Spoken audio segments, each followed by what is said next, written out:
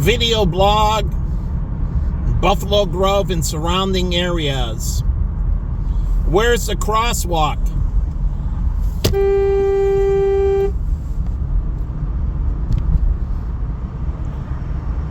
Where's the crosswalk?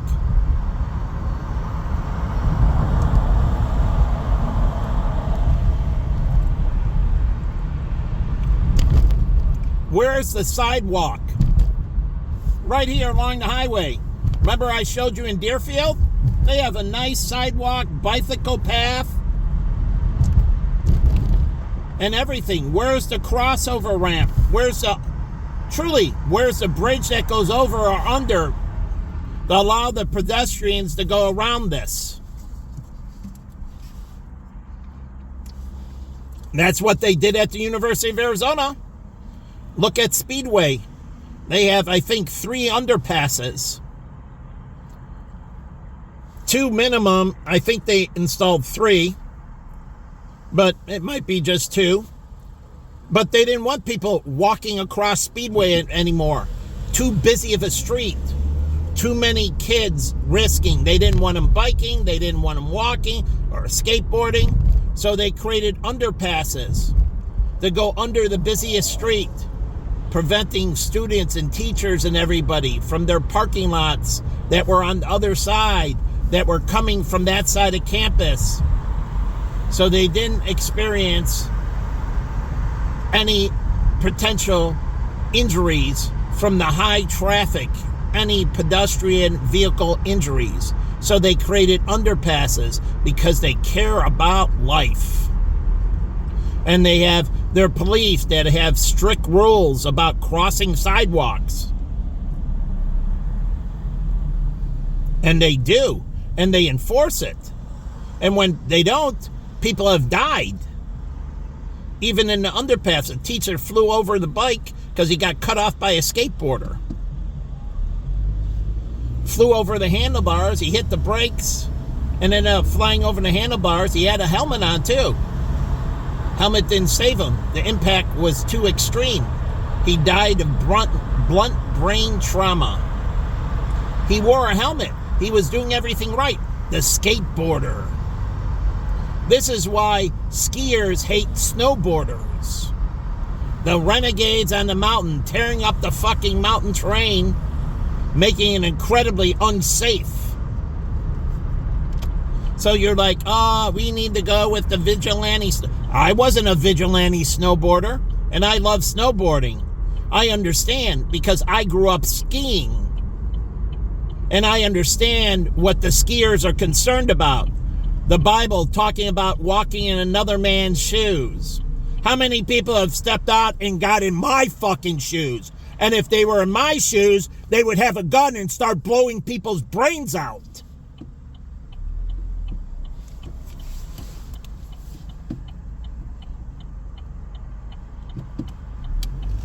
It's fucking disgusting. They constantly get away with it. I grew up in the era of the vigilante. Charles Bronson, Clint Eastwood, the vigilantes. I grew up in the era of the true vigilantes, the guardian angels and Curtis, taking it to them, beating the shit out of the bad people because the cops weren't doing the jobs, and the politicians and aldermen and that were incredibly corrupt. They were so fucking filthy, it was sick. So the mob ruled, and it did. It ruled in my area. It ruled all over. The politicians and police were in their pocket, and the ones that weren't in their pocket were scared shitless of them. Were scared shitless of them. So they ruled.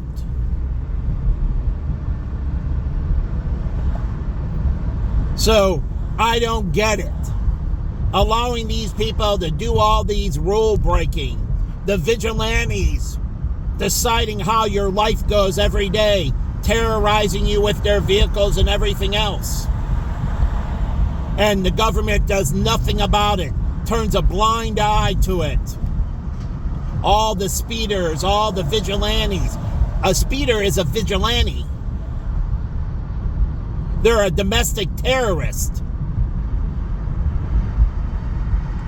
The way they drive, it's one thing you're on an open highway and there's no one on the highway with you. Then you're on a highway that's crowded and you're flying all the fuck around. And I used to drive from Deerfield back and forth to go to Baja. You know what I did? I left earlier and earlier, so I didn't have to speed.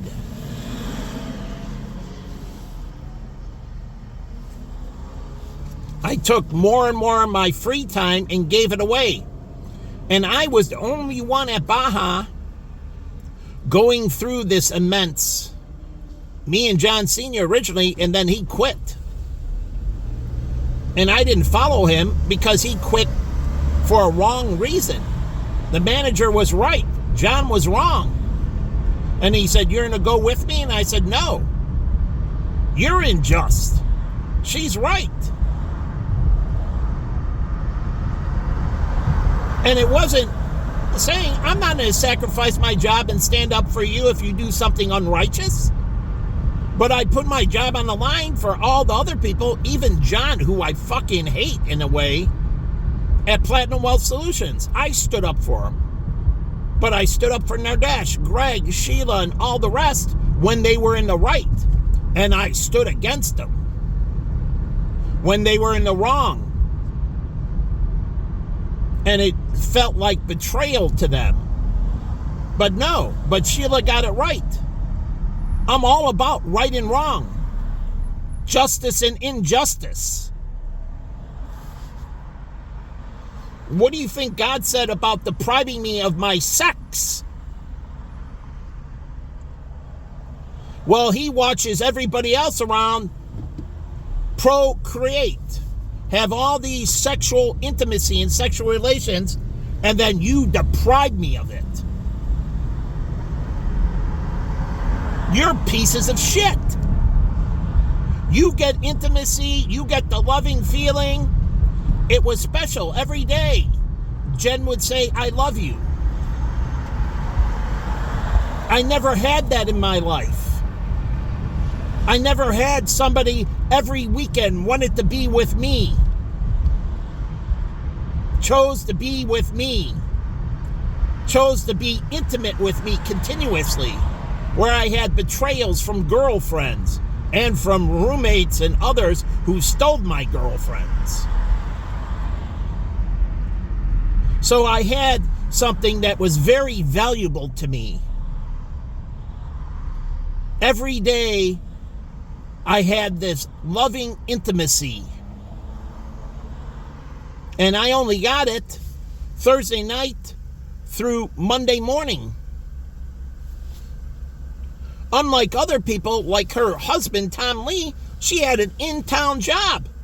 He got the loving 7 days a week. Every fucking week. He worked in town. She worked in town.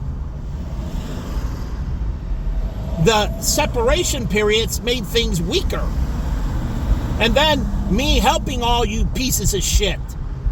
Donating blood. Giving to charities. These fucking pieces of shit. This fucking old man. Look at this. Look at this fucking piece of filth. He's been tailgating me for blocks. Fucking piece of garbage. I'm not going anywhere. Get the fuck away from me. Or die. I should blow your fucking brains out. Look at that. He almost sideswiped my car. I mean, it's one thing every fucking day they terrorize the fuck out of me. They intentionally fucking terrorize me. Every fucking day. They flaunt what they have, and I don't. They make my credit cards fail. They make my credit cards fail. They impoverish me so I run out of money every week. I don't have teeth. I have this and that. They fuck me up in the gym. They take my fucking machines. They take my girls. They take everything. And then my brother is constantly, when are you going back to work? I'm at work every fucking day. I work for God. Everything I do, as he said, just be you and live your life. You work for me. I don't need a traditional job. I'm working right now. You don't recognize it, that means you burn in hell. You pay me for fucking everything. You pay me while I sleep. You pay me continuously. And anything less, you die. I don't need to bow down to you. You need to bow down to me, you fucking scumbag, lowlife pieces of shit. And you constantly, like the BMW, stay the fuck away from me. Fucking whore. 30 miles an hour, 3 car lengths. You're fucking whores.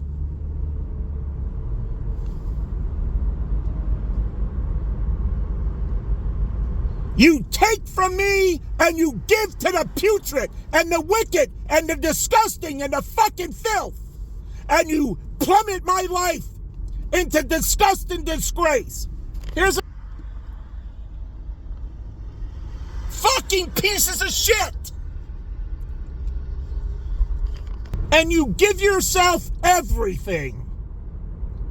As I watched my sister deprive me of studying.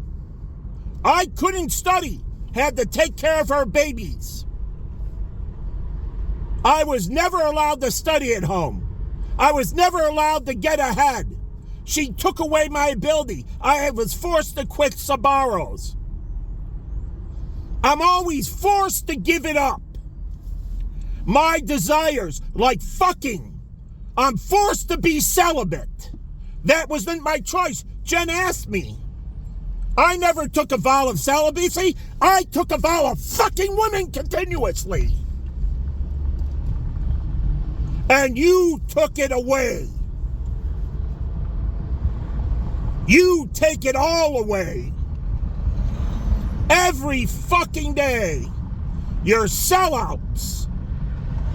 You're disgusting to God. You're fucking filth. You're disgusting pieces of shit. And then you rub it in my fucking face. As Jen did. When we broke up. She's like, I'm traveling here. I'm traveling there. I'm buying this. I got a new car. Truly. And she's like, you should be doing this too. What do you mean? You know my health issues. You know my economic issues. You know I've been fucked over. You haven't. As out of her own mouth. I've never been wrongfully at any of my employers. Wrongfully treated. Wrongfully terminated. Deprived of bonuses. Deprived of raises. None of it. My friends had never betrayed me. She telling me, never stabbed in the back. My father had a breakdown. They stayed together. My father was a great father. Didn't drink in that way. He had some old style once in a while. He was a great father still. We had an intact mother and father. She could pay for everything. No government subsidies. We didn't have to bow down to the government and take Medicaid or welfare. We didn't take Pell Grants or any of that. My mother paid for my full school. I paid for Gina's full school. Charles got a scholarship, a full ride. We didn't take government anything. We didn't take government anything to start the business. We didn't take any handouts. We made it on our own. Hard fucking work. You get these fucking pieces of crap. You fucking scum.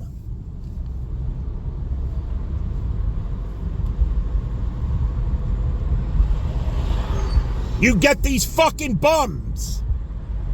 And then somehow I'm a bad guy. Because you want to sell some movie. You want to sell some disgusting feature. You want to say it can't change. You want to say it can't change. You controlled the narrative around me. As God said, there's 8 billion of them. One of you. They can control the narrative. Don't trust the motherfuckers. Because they'll only control it in their favor. They'll sell you fucking out. And once they do, revelations, I'll end them all. I'll slaughter them upon your death. And any that die before, they'll be waiting for you. And you get to watch them get slaughtered. So they'll be waiting there for you. And you'll be able to watch me put them to death. Watch their executions for their fucking betrayal. So it's a bunch of fucking bullshit. And you're like, oh, really? It's the Starbucks coffee. It has nothing to do with the coffee. It has everything to do with the people around me that are sellouts, that are fucking scums, that are literally trying to implode Starbucks.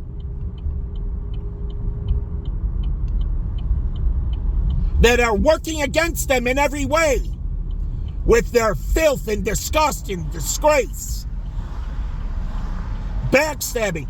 This is why the founding fathers said you must follow the law. Why? So one person can't do something to implode another person's business that's illegal. And the body shops can't get business only from pure accidents. No entrapments. No nothing. That's why insurance says criminal acts aren't covered. They follow the Constitution. You have to be righteous and just. And if you're not, you have no coverage. Let them bleed to death. Maybe we should have done that on the South Side instead of saving them. And I talked to people, University of Chicago and that, draining them. They closed down their level 1 trauma center. All the black people shooting each other. And it was black on black violence. And it was bleeding them of millions and millions of dollars, draining the university. So they shut down their level 1 trauma center.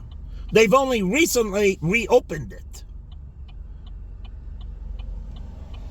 But why didn't they get sued for perceived racism? It wasn't racist. Everybody coming in couldn't pay their freaking bills.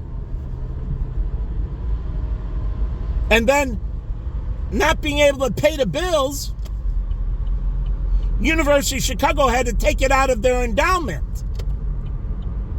Look at this. People playing games. I move over to get out of their way. They move over to get in my way. Fucking pieces of shit.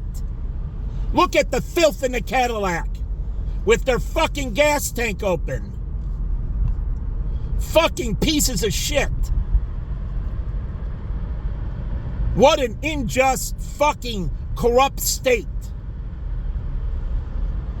All these people doing all these wrong things, like the shitbag parents. And they just get away with it. Everybody just gets away with it. And they shit all over me because they can get away with it.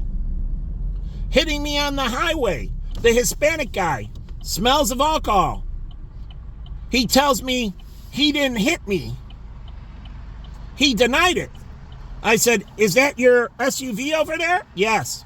Did you get out of that SUV? Yes. So, weren't you driving the SUV? because in my side mirror, I saw him move from the second lane into the first lane where I was. And then he hit the car behind me, which hit me, and that car got pushed off to the side, and then he hit me. I didn't get a single impact like the girls. I got hit at high speed twice. I didn't get hit once. I got hit twice. 2 different impacts. Spun my car into the second lane, facing oncoming traffic. The first one pushed me forward. The second hit spun me. Fucking pieces of shit. The girls get taken off by the ambulance. The guy goes and grabs his car and drives away. The black cop threatens me with tickets and makes me stand on the side of the road, not in the back of the police car. He made me stand outside the police car, standing on the side of the road, exposed on a highway. What if something loses it and they hit the glass and blows out a tire? I'm standing there. The black guy, the state trooper, put me at risk. Didn't bring me into the car and shelter me from the risk. Not at all. Let me stand there for over an hour.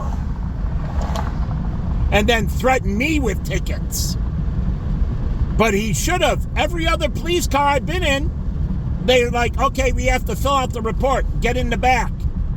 And as they're filling out the report, they're talking to me in back. They shelter me in safety. This police officer, he fucking threatens me. Threatens locking me up, threatens giving me tickets. And I'm the victim. Same way downtown with the 2 black cops. The black girl attacks me.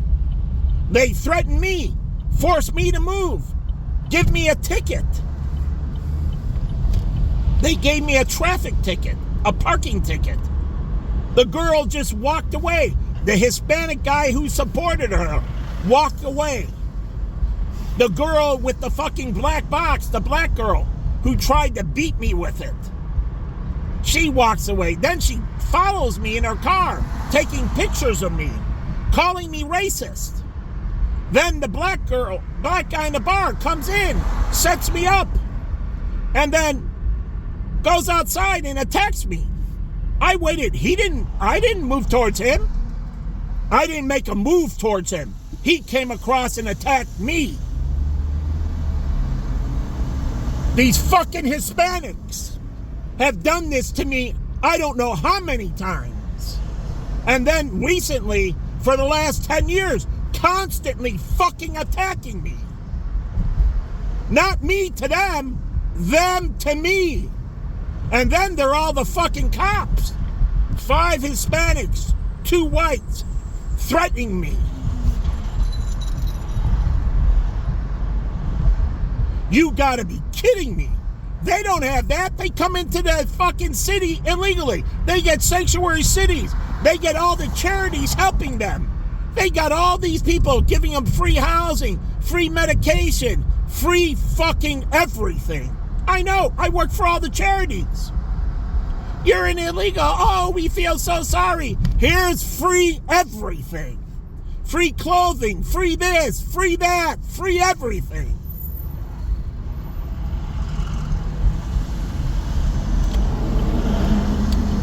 It's fucking disgusting. And then they go around attacking me. And they were the drug dealers in all the clubs. Most of the drug dealers are all Hispanic. Most. Then black. Then some white. But mostly, overwhelmingly, black and Hispanic.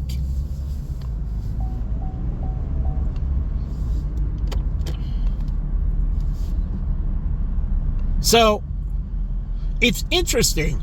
And then I watched Gavin Newsom on Jimmy Kimmel. how they're eliminating the homeless in California. They're going down to zero. And how California is this and California is that. And how awesome California is. And he's on Kimmel putting out this whole proposition of how California is the greatest state. California has all this. California, people get along. They're working out all their problems. How it's awesome. How every other state sucks. How Texas, sellouts, and many others. It's a sellout in this state. Constantly effing me over. Like the faggot at Planet Fitness. I'm standing at the counter and he comes and almost runs into me. I have to pull my ass in so he doesn't bump into me. I mean, what the fuck?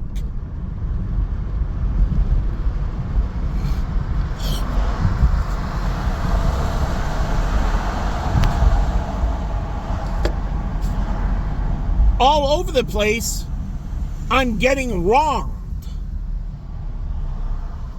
And these, they walk. Not only do they walk, they get the good stuff. They get the good clothing, they get the jewelry, they get the car, they get the travel, they get the power, they get the prestige, they get everything. They get it all. It's a fucking joke. These people are disgusting, filthy pieces of garbage.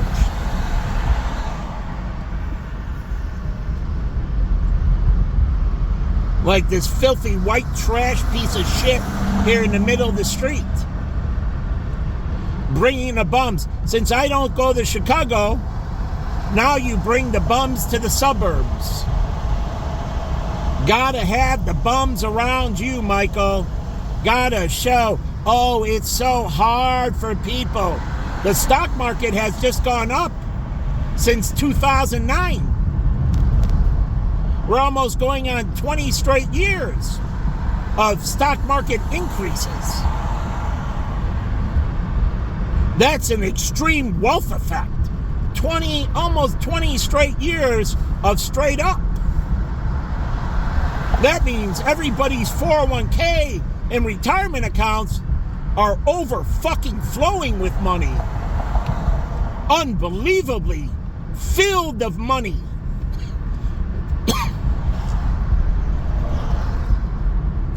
Filthy rich, except me. When they fired me, they forced me to cash out of my 401k. They forced me out of the market. They forced me out of everything. Doubling, tripling down on my poverty. And then everybody looking down on me, kicking me out over 100 restaurants. Doing all forms of negativity to me. As every day I just follow the law. And they just abuse me. They break the law every day. I follow the law every day. What scumbags. It's 35 miles an hour. That 3.5 car lengths behind me. Which you can't see this piece of shit. But they're not 3.5 car lengths behind me. Or 3.5 seconds. Here, let's see the sign. I'll count. And they do this. Roll a thumb to see if they're tailgating. We'll pass this sign. It says Dane. 1,000, 2 1,000, 3 1. Well, nope. She didn't get there. Tailgating. Proven. What do you think they do in the plains in Florida? They don't have speed guns. They time them from spot to spot. They use a timer in the plane. And when you pass a spot, they hit the clock. And then you pass the other spot. That's why they have those big white things on the highway. So the airplanes can time you. They don't use helicopters, they use airplanes. And they time them from spot to spot. And then they radio down from the airplane on the ground. Why? Because no radar detectors. Radar detectors don't work. They use airplane spotters. They can use helicopters. And so there is no sensors going off. No radar detection or laser detection going off. They use a simple stopwatch and mathematical calculation. And pictures. Them here, them there. They can use video. But this is to get around people in Florida, all the drug dealers and traffickers using laser detectors and radar detectors. So they just time them. So there is no signal to pick up. And it's too late once the plane spots you. And they radio to the ground and they bust them left and right. I had to figure it out. I saw the plane, I saw the police, and then I talked, and they're like, yep. So we don't care about radar detectors. We beat them. We don't care about laser radar detectors. We beat them. And now with night vision, which they didn't have before, they can use night vision, infrared, and do the same thing. And just bust them one after another. And taking pictures of people tailgating on the highway from the planes. Oh yeah, they can time one car to the other, see the spacing, and bust them from the plane, from the helicopter. And the video evidence in court. And I like Singapore, where they beat the shit out of them.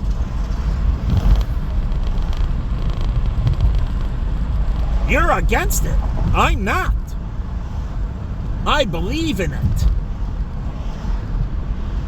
I believe people need to get the shit beat out of them.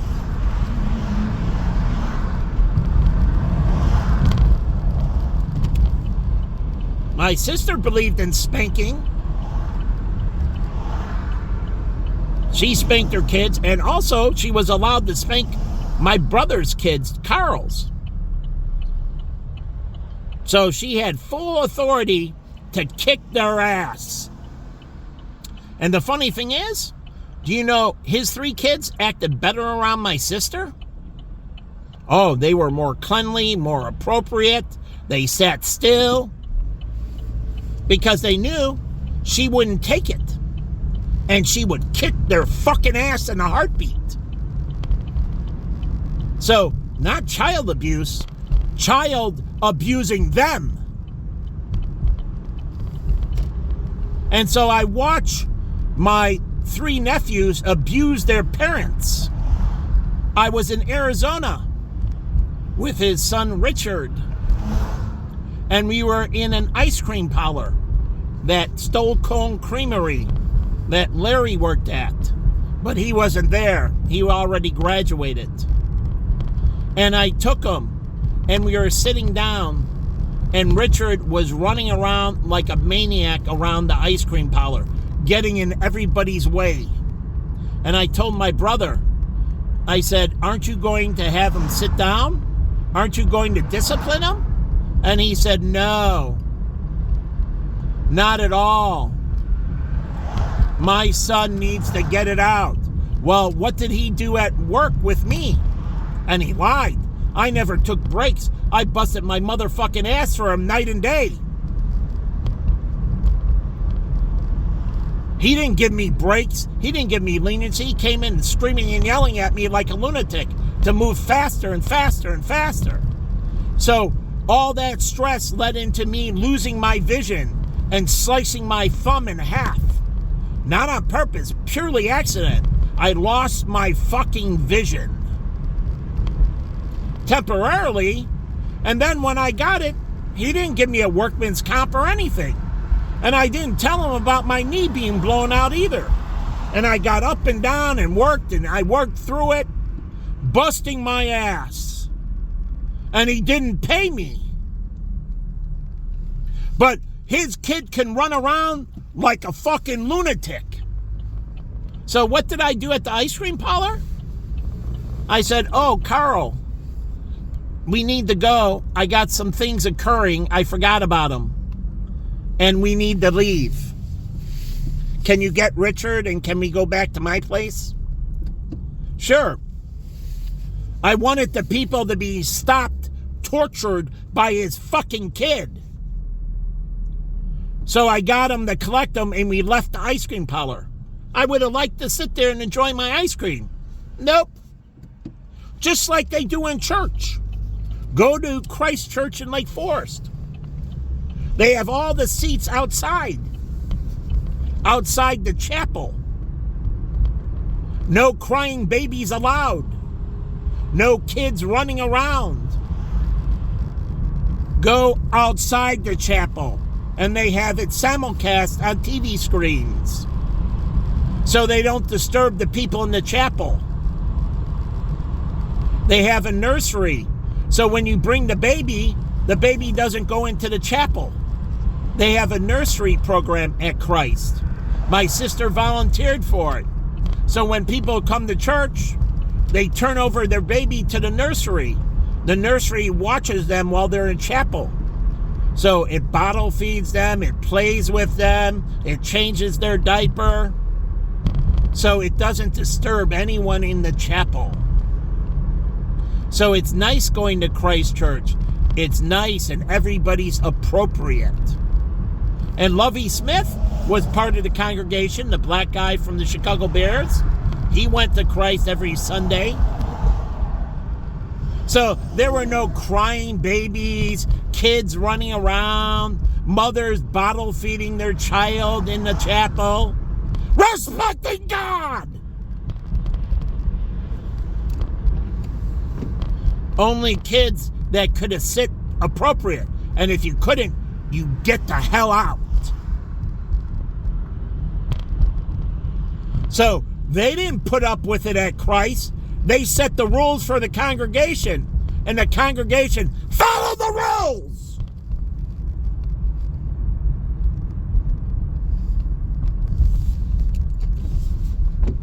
Here, we show no respect.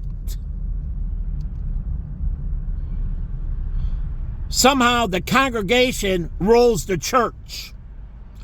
They don't rule the church. God rules the church. They keep on like gay marriage. You can't have a gay marriage into church.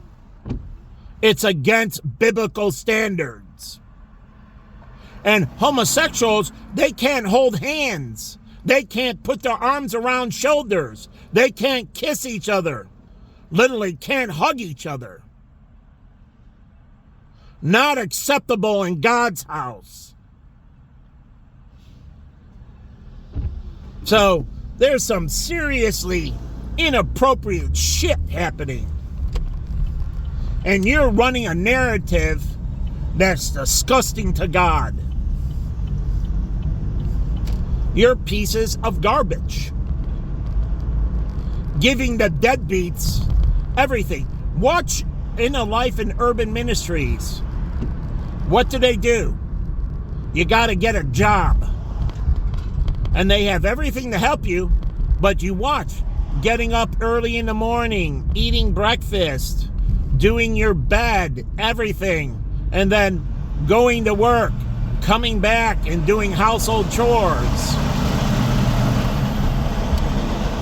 But in prison, like Charles Manson, you get to sit around all day doing nothing, writing pen pal, reading books, which he did. He sat around all day educating himself, reading books, writing love letters to women, while everybody else cleaned his cell. They organized everything. He literally did nothing. That's not how it's supposed to be. I went to Joe Pyle, I think his name is, but he was Maricopa County Sheriff, and he ran Tent City. And every day, they got up and went to work. In chains. He ran a chain gang. Everybody in the prison had to work 7 days a week. And they had to move out in chains and come back in chains and sleep in their chains. Oh, yeah. Shackled at the arms. Shackled. And I see white people right there. White people shackled with arms, chains to their feet, and them going to bed in the chains. They don't get unshackled to go to bed. They stayed shackled so they can't climb the fence, so they can't escape. So they stayed shackled. Maybe they take it off in the shower. I don't know. I wasn't on that side. I was on the other side. We didn't have any shackles. But I got to watch through the fence all the long-term inmates. So there was no escaping. You know, there's, as far as I know, 0 escapes from Tent City. 0. Because you stayed shackled. Your arms are bound to your feet, and your feet are bound in the chain in between. While you sleep, you're shackled. There's no way to climb the fence or run away. There is no escape. And they work 7 days a week. No exceptions. And, oh yeah, remember I had valley fever and that? When they put me in there, they didn't care that they're putting me in there with the high fans in the desert with all the dust. They didn't give a shit about me. I went in and I was exposed to incredibly amounts of particles in the air. They didn't give a shit. They didn't look up my medical records or do anything for me. They didn't do shit for me. I didn't get medical checkups. I didn't get anything. I didn't get my medical records looked at before I was submitted. They didn't fucking care. So all these people get so much accommodation. Everybody kissing their fucking ass. Everybody feeling sorry for them. No one felt sorry when Mike Espinoza, the Mexican, terrorized the whole block, multiple blocks of white people during the 70s. And white people, you know, no one wants to look racist or anything. You know, he could charge us with a hate crime and call us racist. As he threw a brick through the window, as he fucking threw my fucking dad to the ground and pounded his head off the pavement. As he fucking beat Covington in front of my house with a baseball bat. Feeling so sorry for them. What did David say? He's Asian. He said, either they comply or you get rid of them. You don't feel sorry for them. Anyone that doesn't comply, you fucking stick it to them. Now, he's 3rd generation. His family's Japanese. They were in the camps. Everything taken away from them, stripped of everything. Still loyal Americans. Unbelievably loyal Americans. And they only got cents back on the dollar. Cents. They didn't get their full value back. Their parents got fucked over in reparations. And stayed highly loyal to this country. These fucking treasonous pieces of shit that go through nothing and then you cry for them. They're disgusting fucks. You let them get away with everything. I had my dog with a leash in Arizona. No leash. And there was no one around. and it was a Mexican, and he was an intern officer. Oh, yeah. You know those, how do you say, apprentices? He was an apprentice police officer. He was a young Latino. There was no one around. He came up to me and said, you need to put your dog on the leash. And I'm like, okay, there's no one around. You're the first person. I'll put my dog on the leash. I put my dog on the leash immediately. He gave me a ticket.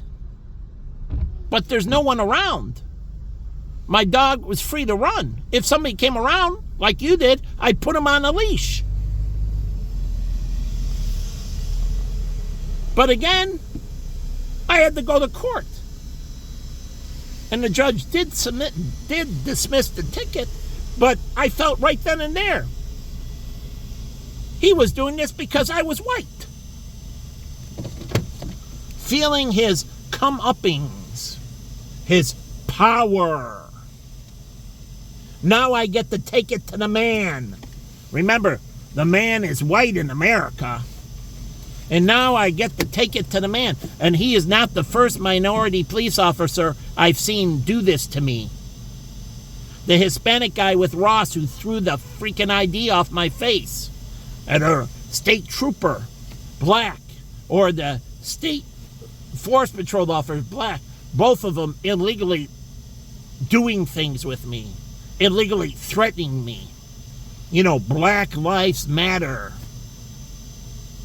My friends left Willow Creek because they were sick and tired. And oh no, they weren't black. No, they weren't white. And they weren't Hispanic. So that leaves one group. But they left. They were sick and tired all about the blacks. What about me? And I'm not pointing them out, but they were right.